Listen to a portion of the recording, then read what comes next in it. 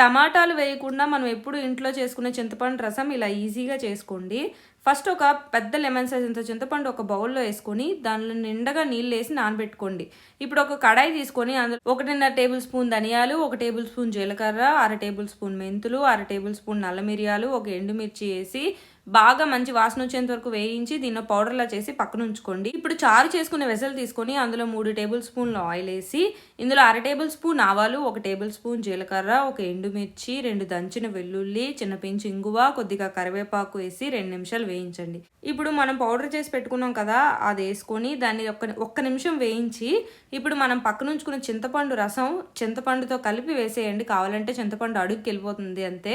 ఇప్పుడు ఇందులో 1/2 table spoon పసుపు, 2 టేబుల్ స్పూన్ల ఉప్పు వేసి బాగా మిక్స్ చేసి దీని మీద కొంచెం కొత్తిమీర వేసుకుని చారు 5 నిమిషాలే మరిగించండి. అంతకన్నా ఎక్కువసేపు మరిగిస్తే చేదుగా అయిపోతుంది.